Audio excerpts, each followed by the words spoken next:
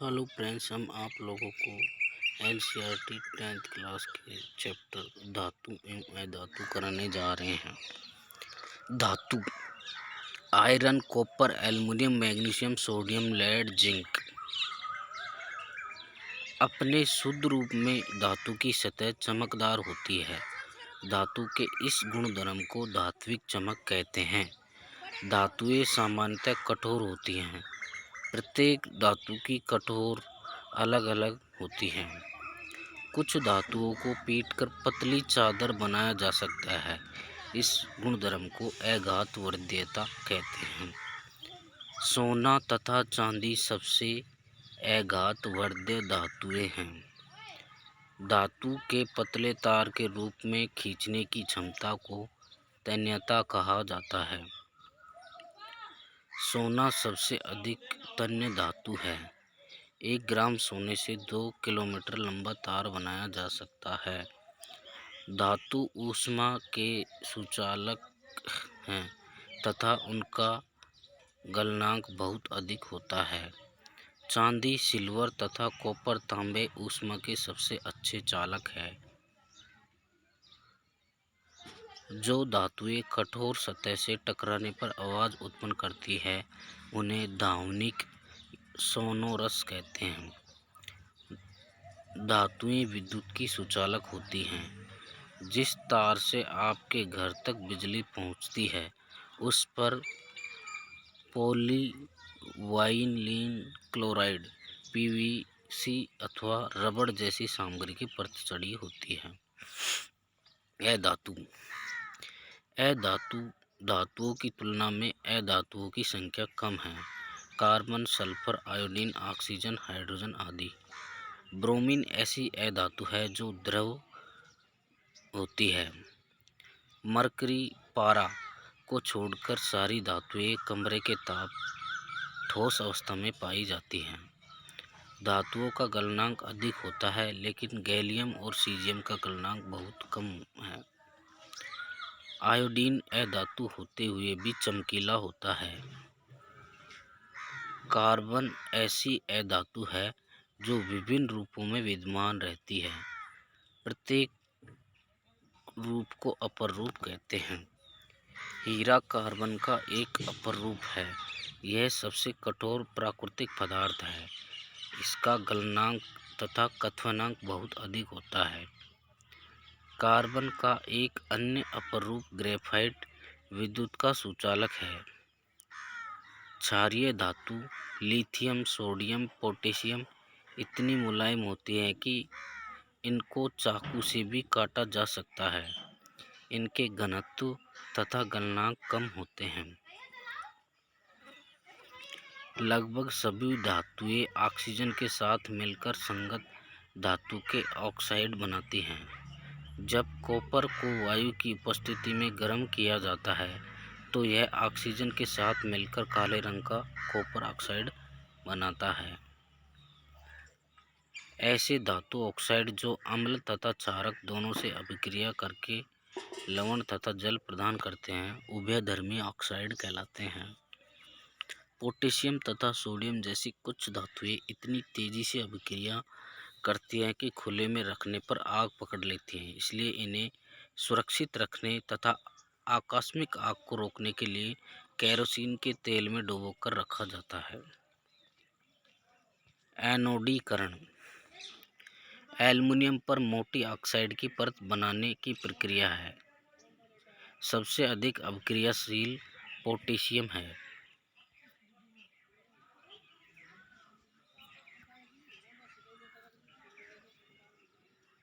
जल के साथ अभिक्रिया करके धातुएं हाइड्रोजन गैस तथा धातु ऑक्साइड उत्पन्न करती हैं। धातु प्लस जल धातु ऑक्साइड प्लस हाइड्रोजन का निर्माण करती है। लेड, कॉपर, सिल्वर तथा गोल्ड जैसी धातुएं जल के साथ बिल्कुल अभिक्रिया नहीं करती हैं। पोटेशियम एवं सोडियम जैसी धातुएं ठंडे जल के साथ तेजी से अभिक्रिया करती हैं। एक के व रेजिया 3:1 के अनुपात में सांद्र हाइड्रोक्लोरिक अम्ल एवं सांद्र नाइट्रिक अम्ल का ताज़ा मिश्रण होता है। सक्रियता श्रेणी धातुओं के सापेक्ष अभिक्रियाशीलताएं। पोटेशियम सबसे अधिक अभिक्रियाशील है। Na sodium, Ca calcium, Mg magnesium, aluminium, zinc, Fe iron, Pb lead, H hydrogen, Cu copper तांबा, Hg मरकरी पारा, Ag सिल्वर चांदी, Au गोल्ड सोना। सबसे कम अभिक्रियाशील धातु सोना है। धातुओं से अधातुओं में इलेक्ट्रॉन के स्थानांतरण से बने यौगिक को आयनिक यौगिक या वैद्युत संयोजक कहा जाता है। कुछ तत्वों के इलेक्ट्रॉनिक विन्यास। तत्वों के प्रकार।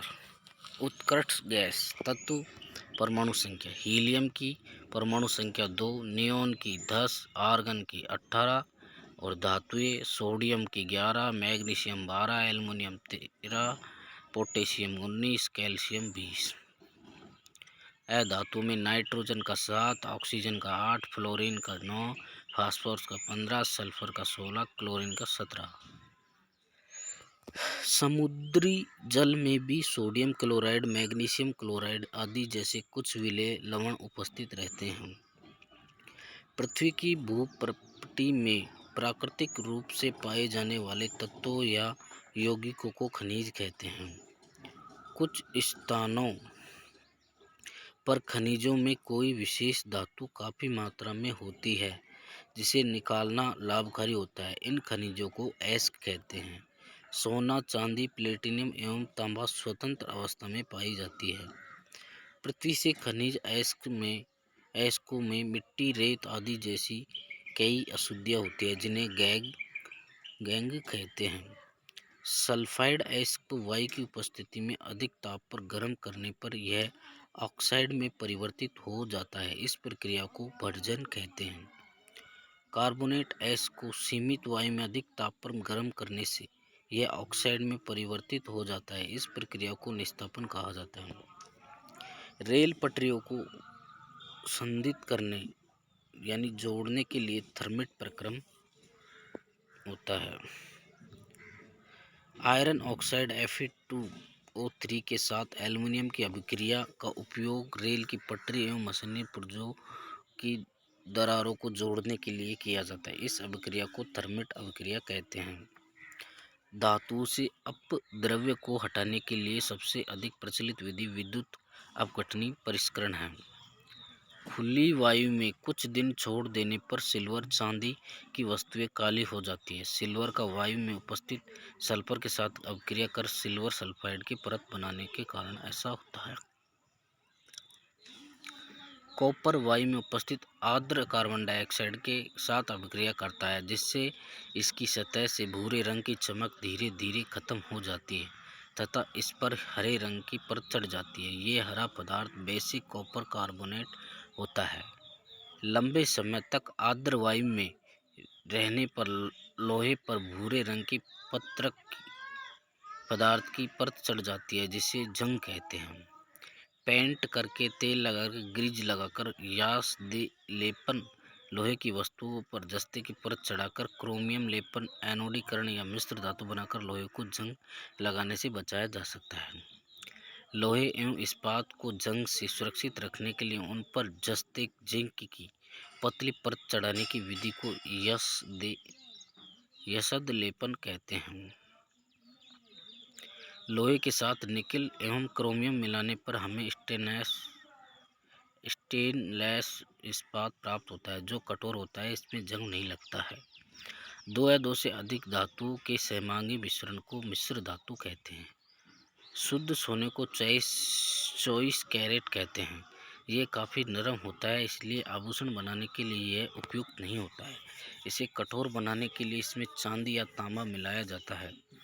भारत में अधिकांशतः आभूषण बनाने के लिए 22 कैरेट सोने का उपयोग होता है। यदि कोई धातु पारद यानी पारा है तो उसके मिश्र धातु को अमलगम कहते हैं। सीसा प्लस टिन बराबर सोल्डर जिसका गलनांक बहुत कम होता है। खाद्य पदार्थों के डिब्बों पर जिंक की बजाय टिन का लेप होता है क्योंकि टिन की अपेक्षा जिंक अधिक अभिक्रियाशील है। Thank you very much.